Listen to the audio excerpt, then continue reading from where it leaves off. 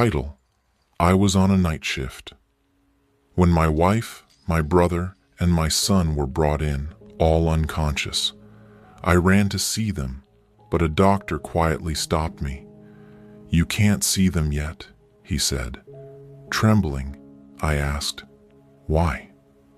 The doctor lowered his eyes and whispered, "The police will explain everything once they arrive." Chapter 1: A Shattered Midnight. The hospital lights always buzzed louder at 2 a.m. Maybe it was the silence of the corridors. Maybe it was the weight of fatigue pressing against my spine after 8 hours on the trauma floor. Or maybe it was the fact that night shifts always brought the worst kinds of pain. But nothing prepared me for what came over the intercom. "Dr. Adam Carter, please report to Emergency Bay 3 immediately. Code red, multiple victims. Incoming ambulance ETA 2 minutes." I was halfway through updating a patient's chart when I heard it. I dropped the pen and sprinted down the corridor, white coat billowing behind me. When I reached the trauma bay, nurses were already scrambling. EMTs burst in through the sliding doors with 3 gurneys, 3 bodies, each motionless, each terrifyingly familiar. I froze mid-stride. No, this isn't happening. The first gurney, my wife, Emma, her blonde hair matted with blood. The second, my younger brother, Caleb, face bruised, a deep gash on his temple. And the third, my son, Ben. My knees almost buckled. "Ben!" I shouted, rushing forward. But before I could reach them, a hand caught my shoulder. Firm, gentle, intentional. It was Dr. Reyes, the attending on call. "You can't go in there," he said, his voice low. I stared at him, wild-eyed, breath coming in gasps. "That's my family," I said hoarsely. "My wife, my brother, my son. Let me through." Dr. Reyes didn't move. He looked around, once, twice, then leaned in and whispered, "You can't see them yet. The police will explain everything once they arrive." My world slowed, froze. A siren still howled outside. Nurses moved in controlled chaos. But for me, everything went quiet. "What do you mean?" I whispered. "Why would the police—" His eyes didn't meet mine. And that's when I knew. This wasn't just an accident. Something was deeply wrong. Chapter 2: Bloodlines and Lies. The police arrived 20 minutes later. 2 officers, plainclothes, stone-faced. While my colleagues worked frantically to stabilize Emma, Caleb, and Ben, I stood frozen near the nurses' station, arms crossed tightly, knuckles white, mind spiraling. I hadn't been allowed in the trauma room, not even a glimpse, not even a word about my son's condition. "Ben's strong," I whispered to myself. "He's only 16. He'll make it." But my gut was screaming louder than my thoughts. And the way Dr. Reyes had looked at me, that downward glance, the tight mouth, the deliberate hesitation, felt less like medical concern and more like guilt. Finally, Officer Daniels approached me, his notepad already out, his eyes unreadable. "Dr. Carter," he said formally, "we'd like to speak with you privately." "In there," I gestured, leading them into the break room. I closed the door behind us. "What happened?" I demanded. He exchanged a glance with his partner, then slowly began. "Earlier tonight, around 1:15 a.m., your wife's vehicle, registered under Emma Carter, was found crashed into a guardrail on County Route 7. My breath caught. "That's 20 miles from our home." He nodded. "Yes. The airbags deployed. All 3 passengers were found unconscious inside. Your son was in the back seat. I leaned forward. Who was driving? Again, that glance between officers. Daniels hesitated. We're still determining that. There was evidence suggesting your brother may have been behind the wheel.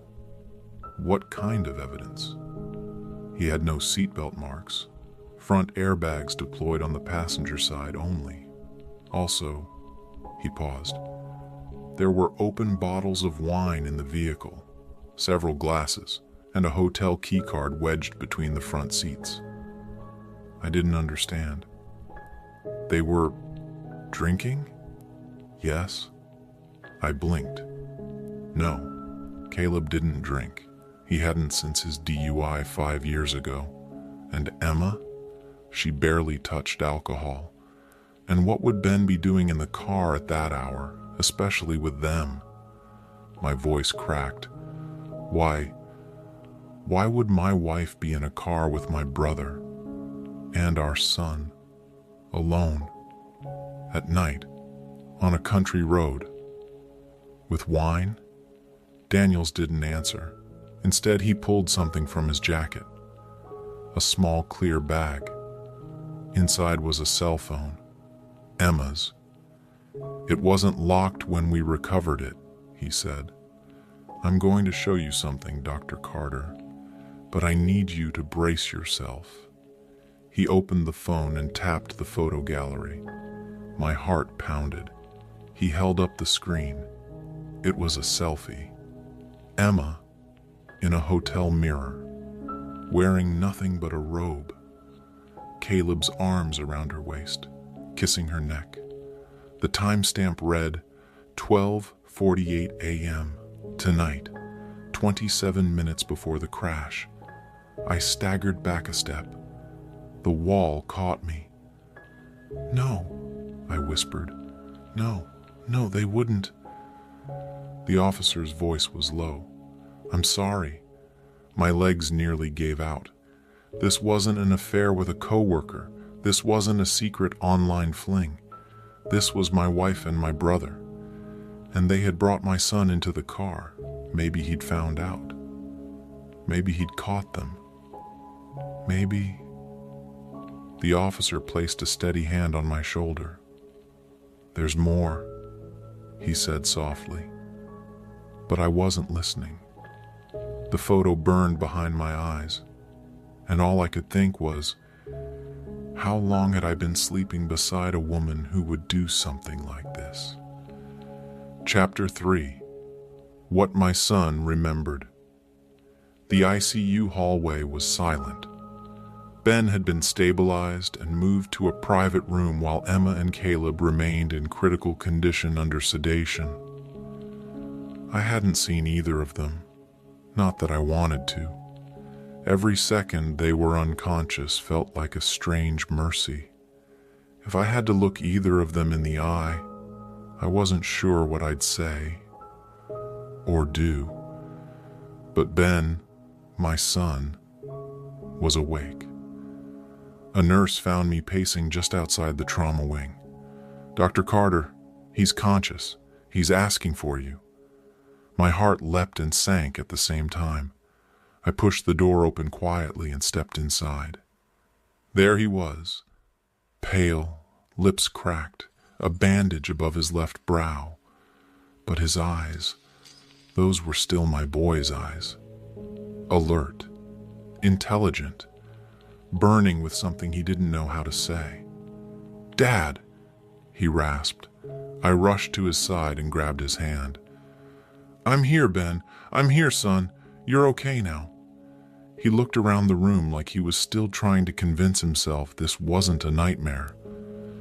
What happened? Why am I here? I didn't want to overwhelm him, but I had to know. You were in a car accident, I said carefully, with your mother and Caleb. His eyes narrowed. I remember. His voice trailed off, lips twitching as fragments came back. We were driving. I was yelling. What were you yelling about? I asked, gently but firmly. He blinked and then, they were kissing, in the front seat. I saw it. My stomach clenched. He continued, his voice shaking now. We were supposed to be heading home. Mom told me we were just picking up something from Uncle Caleb's place, but then they stopped at a motel. She left me in the back seat for almost an hour. I thought maybe she was talking to him or something. But then, he looked away, ashamed. I got out. I went to look through the window. They were in bed. I closed my eyes. Fury, disgust, grief, all of it boiled in my chest.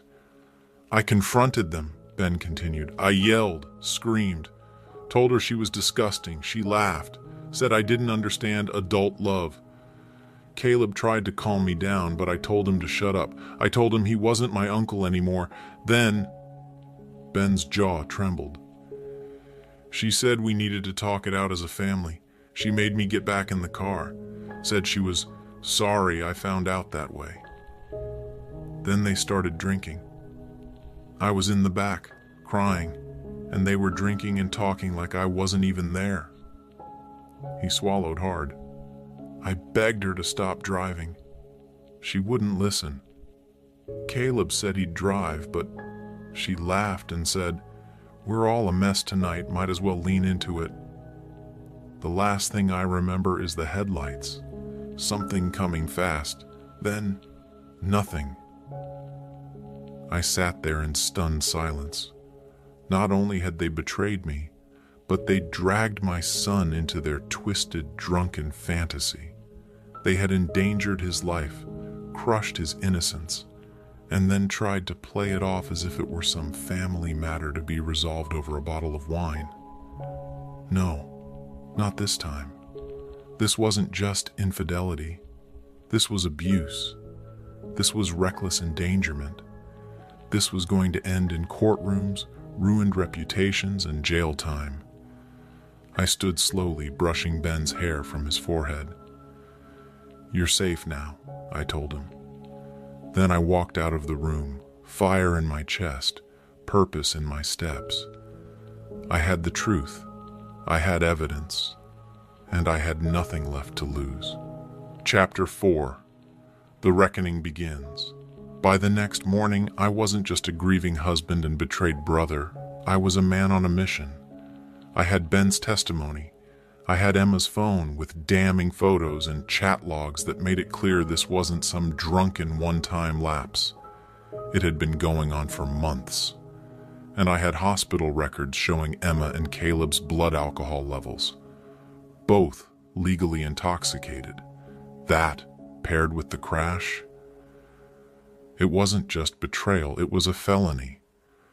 I sat down in my office, closed the blinds, and made a call. "Jason, it's Adam. I need a favor. A big one."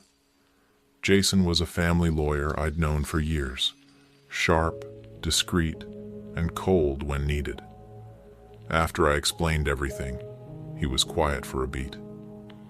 "You want divorce proceedings?" he asked. "Yes, immediate, emergency filing." "And the criminal charges?" I hesitated, then clenched my fist. "I want everything. They put my son's life at risk. I want this to go public, legal, loud." There was a pause, then we start today. By noon, we had filed for divorce with a temporary restraining order to keep Emma from contacting Ben or me. By evening, I had handed over all digital evidence to Officer Daniels, who confirmed the DA would likely pursue charges of child endangerment and DUI with a minor present. And the final blow? I sent an anonymous tip with photo attachments to the hospital's ethics committee, where Emma still technically worked as a senior counselor. In her role, she counseled vulnerable patients, including teens. The hypocrisy made my stomach turn. That night, I returned to the hospital and stood outside Caleb's room. He was still unconscious, a tangle of IV lines and machines breathing for him. I stared at him for a long time through the glass. This was the brother who used to protect me from bullies, the brother who cried at my wedding speech, and he threw it all away for some selfish fantasy with my wife. You think you'll always see betrayal coming. You think it'll be flashy, obvious, dramatic. But sometimes it's your own blood kissing your wife behind your back. Later that night, I received a call from Emma's friend, Lindsay. Adam, she's awake. She's freaking out. She tried to call you. She's blocked. She said she made a mistake, that she didn't mean for it to go that far. I nearly laughed. She drove drunk with my son in the back seat, Lindsay. That is as far as it gets. She's saying you're overreacting. I was silent for a moment. Then, tell her this, I said. Tell her I'm not mad anymore. I'm focused. And I hung up. Because this wasn't about anger now. This was about accountability. And by the time I was done, Emma and Caleb wouldn't just be exposed. They'd be finished. Chapter 5. The collapse of their kingdom. By the following week, it was no longer just a family scandal. It was news. Someone from the hospital ethics board had leaked the report. Maybe a nurse, maybe an administrator. It didn't matter. What mattered was that the headlines spread like wildfire across local media outlets. Renowned family counselor suspended amid allegations of DUI with minor, inappropriate relationship with husband's brother. Photos from Emma's phone. Quotes from the anonymous source. Mentions of the ongoing police investigation. The public devoured every word. I sat in my living room, the TV muted, watching Emma's face flash across the screen. A year-old professional headshot beside the words, "Hypocrisy at its highest." The comments online were brutal. How can someone who counsels teens drive drunk with a child in the car? If this was a man, he'd already be in jail. She's lucky the kid survived. Hope the husband sues her into the ground. And in a private Reddit thread someone created, hundreds were discussing the betrayal of both a spouse and sibling. The internet didn't just expose her, it tore her to pieces. Meanwhile, Caleb's company, an up-and-coming tech startup where I had once helped him network, held a press conference. The founder, a mutual friend, spoke clearly. "We take these allegations seriously. Mr. Caleb Carter has been placed on indefinite leave pending the investigation." They had no choice. Shareholders were already calling it a PR nightmare, and then came the day of the first court hearing. Divorce, custody rights, restraining order renewals, and an emergency hearing for temporary guardianship, all in one sitting. Emma stood in the courtroom pale, her face gaunt without makeup, eyes darting as if looking for someone, anyone, to protect her. Caleb was still hospitalized, so he wasn't there. But Emma? She had no one left. Even her lawyer looked tired of her. Mine, on the other hand, was a predator in a tailored suit.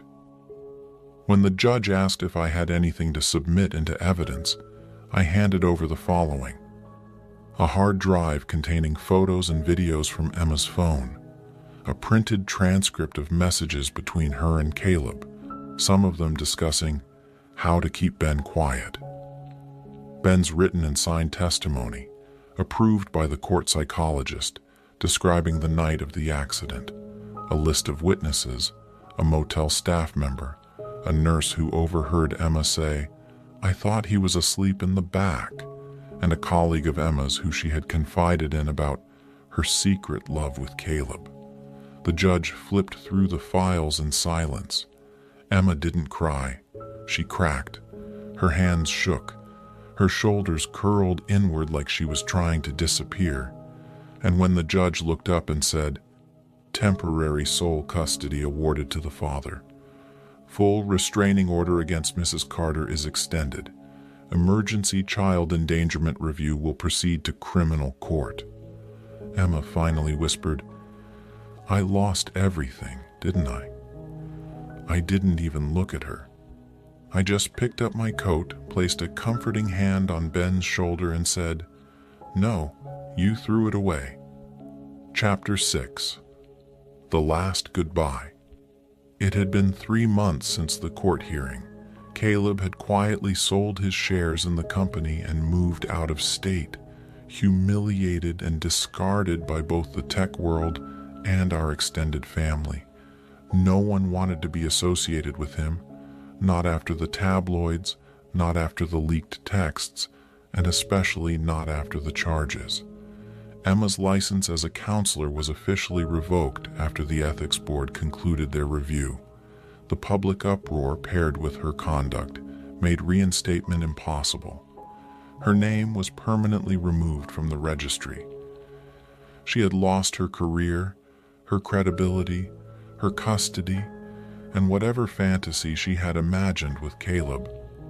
I was at home with Ben one quiet Saturday afternoon. He was back to sketching in his notebook, humming to himself. The light in him had slowly returned. That's when my phone rang. Unknown number. I almost didn't pick up, but curiosity got the better of me. "Hello?" There was silence. Then, "Adam?" It was Emma. Her voice was hoarse, low, like she hadn't slept properly in weeks. I didn't expect you to answer." I said nothing. "I know you probably hate me," she continued, voice trembling, "but I wanted to explain." I let the silence drag, then said coldly, "Go on." She inhaled deeply. "Caleb and it wasn't about you. It was about me. I felt trapped, bored, like life had become so routine and I was just drowning." He listened. He made me feel wanted. "While I worked nights to provide for this family," I said sharply. "I know," she whispered. "I know I destroyed everything. But maybe if you had been more emotionally present." I cut her off. "Don't you dare shift the blame. You didn't just betray me. You endangered our son's life. You were drunk in a car with a minor in the back seat, making out with my brother." Her voice cracked. "I lost everything, Adam. I thought maybe one day we could talk. Maybe you could forgive me." I closed my eyes for a moment. Then I said, calm and clear, "Forgiveness isn't mine to give. It belongs to the people you hurt, and I'm not here to help you feel better about what you did. I'm here to protect my son and bury every illusion you ever had about being the victim." She started to sob. I didn't flinch. "Goodbye, Emma." And I hung up. That night, Ben and I sat outside on the porch. He looked up at the stars and said, "Do you think people can change?" I thought about it, then replied, "Yes, but some only do after they've lost everything they thought they couldn't." He nodded slowly, satisfied. And me? I had no rage left, no desire for vengeance, only peace, because the people who once burned my world down were now standing in the ash of their own choices, while I walked forward, hand in hand with my son, toward a future finally free of lies. Was this revenge perfectly justified? Tell us what you would have done in the comments below. Like the story, share it with someone who needs this energy, and subscribe to Lauren's story for more jaw-dropping tales of betrayal and justice. Because here, every lie has its reckoning, and every betrayal finds its shadow. Stay sharp, stay strong, and stay tuned.